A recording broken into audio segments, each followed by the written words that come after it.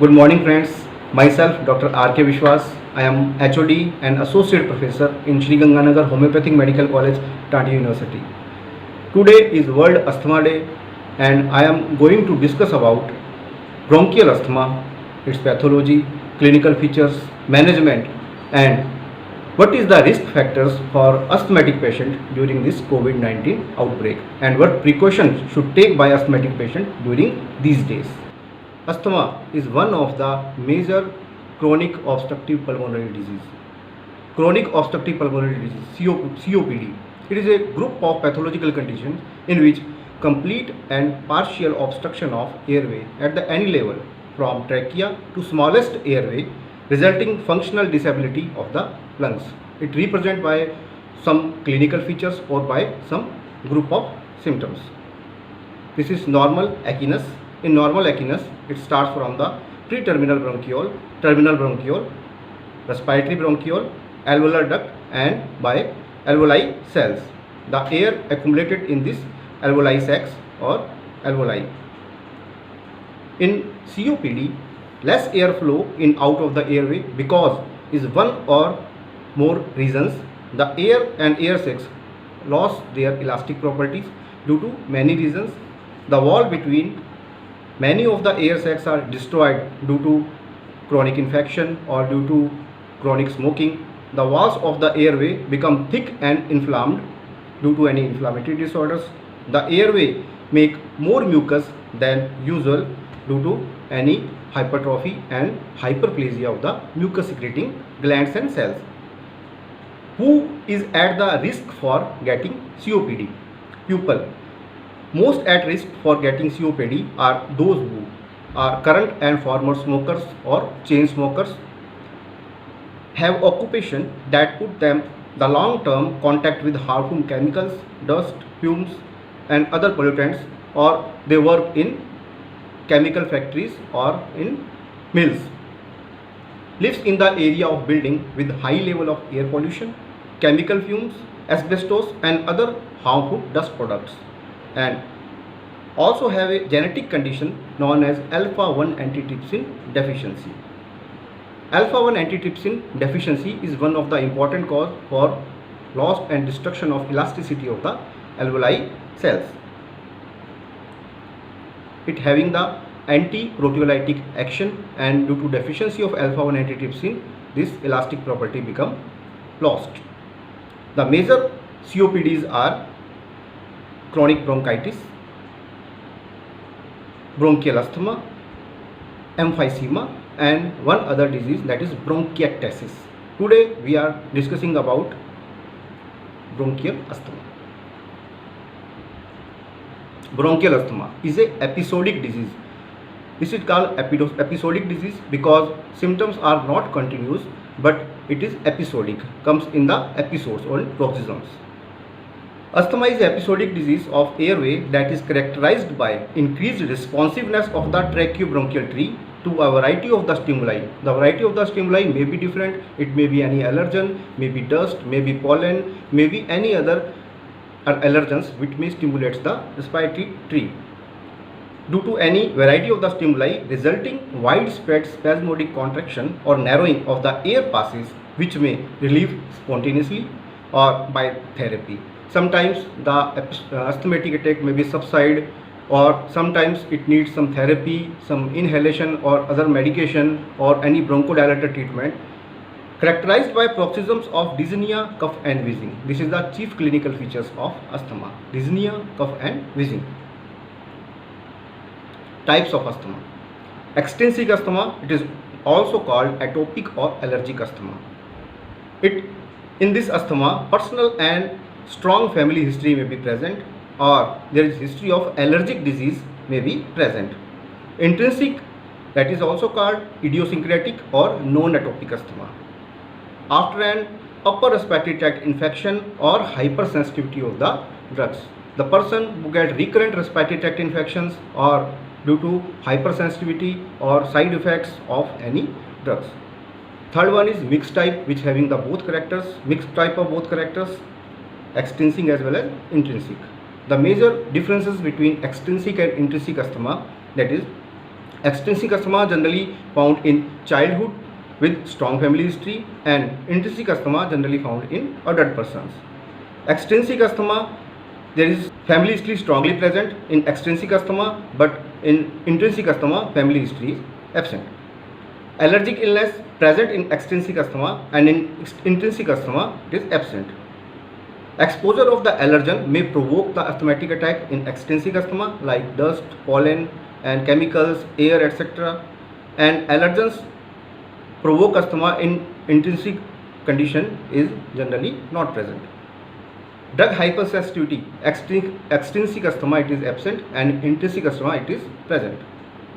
Serum immunoglobulin E level elevated, it is always found elevated in the extrinsic asthma, but it is absent or normal in condition in intrinsic asthma.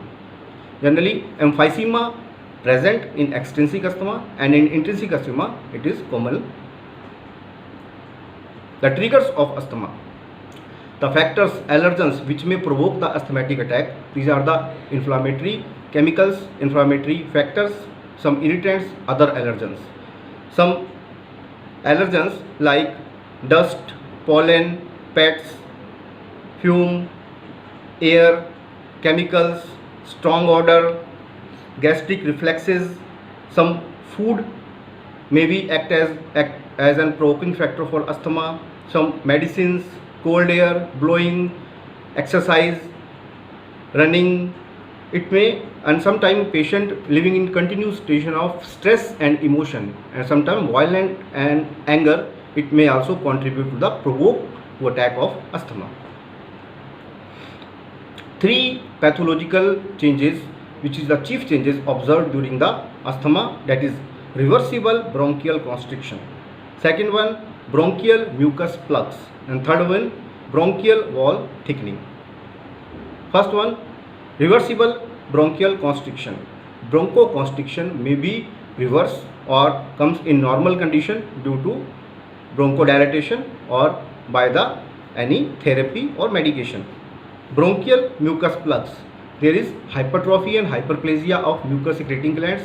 That's why they release a large amount of the mucus and they accumulate in the form of plugs and obstructing the respiratory pathway. Bronchial wall thickening, there is thickening of the bronchial wall due to hypertrophy of these glands, and respiratory airway become narrow because of thickening and hypertrophy.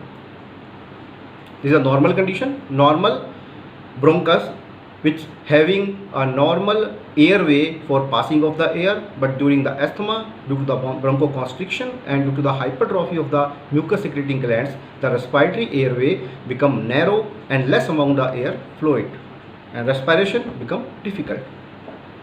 Morphological features, generally during pathological changes, grossly we see the lungs are over distended due to the overinflation. Overinflation is due to accumulation of the fluid or mucus plugs in the lungs. The cut surface show the characteristic occlusion of the bronchi and bronchioles by viscid mucus plugs. And microscopically we can see the mucus plugs contain normal and degenerated respiratory epithelial cells forming twisted stricted form, which is called Kurtzman spirals, which is diagnostic for the asthma infection. The sputum usually contain numerous eosinophils and diamond shaped crystals derived from the eosinophils, which is called charcoal laden crystals, which is also diagnostic for the asthma patients. The bronchial wall show thickened bronchial epithelium, submucosal edema and inflammatory infiltration of the lymphocyte cells with prominence of eosinophils. There is hypertrophy of the submucosal glands as well as bronchial smooth muscle cells. This is Kurtzman spiral, which is seen, and charcoal laden crystals, diamond shaped eosinophilic crystals we can see in the mucus of respiratory epithelium, and this twisted respiratory epithelium strips, which is called Kurtzman spirals. Clinical features of the asthma. Asthmatic patients suffers from episodes of acute attack with symptom free period. During the symptom free period, it seems the patient become normal and free from the asthma. But when paroxysms comes and symptomatic attack start, patients suffer from severe respiratory dyspnea and difficulty. characterized by clinical features of paroxysms of dyspnea, cough and wheezing. Most attacks typically last for few minutes to hours.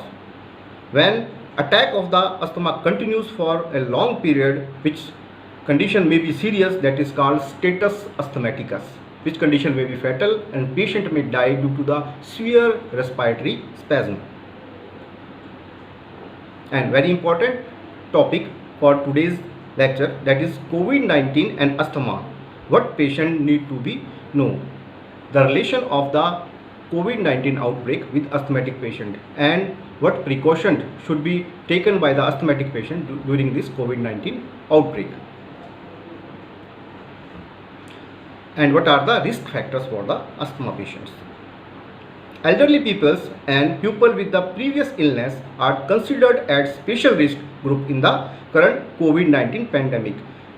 It is seen or observed by the doctors, the patient suffering from chronic respiratory illness, cardiovascular diseases or bedridden patients, they are at the risk. And since the aggressive COVID-19 virus primarily affects the lungs, and many asthmatic patients are afraid that they might have an increased risk of the infection and of the potentially severe course of the disease. Additional uncertainty have been caused by the indication that the immunosuppressive drugs frequently used by the asthmatic patients, such as cortisol sprays, may further increase the risk of the infection because they downregulate the body's immune system.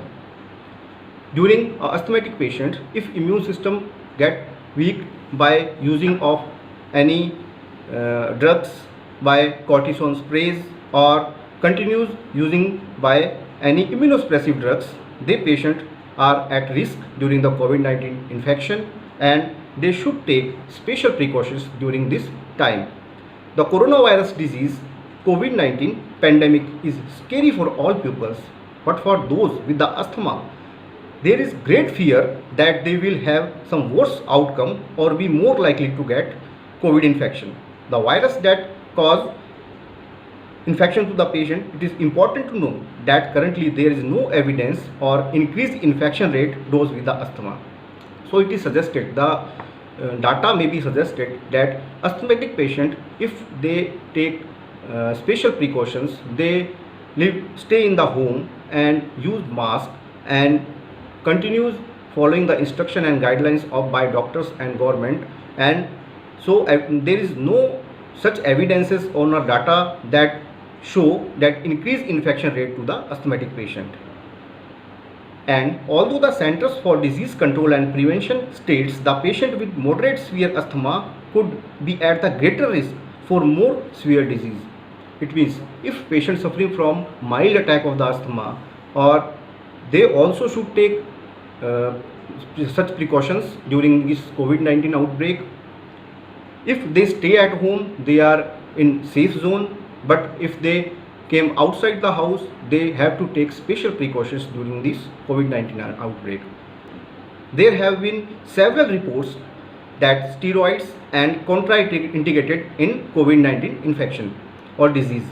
So many are wanting that should people with asthma do if their controller medications is a steroid inhalation or by oral route. The shorter answer is continue taking your controller medications and do not stop them. This data show that asthmatic patients should not stop their previous medications and they should have take special precautions during this COVID-19 infection. It means do not share your inhaler with any other persons, and doctor always advise to use inhaler instead of bronchodilator medications, syrup or other tablets or steroid tablets, because the inhaler reduces the efforts of respiratory muscles as well as accessory respiratory muscles and make the breath easy to breathe to the asthmatic patient. So there is no reason to avoid inhaler during the asthmatic infection. There are some clinical symptoms which is observed during this normal COVID-19 infection and during some allergic conditions such as asthma and normal common cold. some comparative study is there. You know, the common clinical features of COVID-19 present or appears within 7 days to 24 days, and common symptoms are fever, rashes, sore throat, cough, shortness of the breath, sneezing, some headache, some purple rashes in foot and hand, chill with loss of taste and smell. Diarrhea may be observed, and some new symptoms like pigmentation of the skin, dark or some blackening of the skin may be observed. These are the symptoms of COVID-19 infection. But you can easily differentiate to the asthmatic patient the symptoms are related with the COVID-19 or not. In asthmatic patients or in seasonal allergic patients, the history of the asthma may be present. You can take the history of the patient clearly and we can find out the cases of asthma with the clinical symptoms and manifestations. The cough is rare or during the attack of asthma. Shortness of breathing generally not present, but it present during the attack of asthma. And running and stuffy nose may be present, and sore throat sometimes may be present but not common. It is a common feature of COVID-19 infection. By the clinical investigations, clinical examination, chest x-ray and auscultation, we can clearly find out the risk factors and the indications for the asthma patients. Studies that may help in the diagnosis of asthma. By the physical examination, during the attack, we can clearly see the wheezing sound of the patients. Wheezing sound is like a whistling sound. We can see by auscultation or by without stethoscope also. It may be present in the form of whistling or may be in the form of unilateral or bilateral bronchi. Other investigations are chest x-ray. We can clearly see the amount of the fluid accumulated in the lungs in different lobes. Blood examination by the pulmonary function test, spirometry, arterial blood gas level, alpha-1 antitrypsin level, because in this condition there is deficiency of alpha-1 antitrypsin and elasticity of the bronchioles may be lost. High resolution CT scan of the chest is also helpful in diagnosis of asthma. Thank you.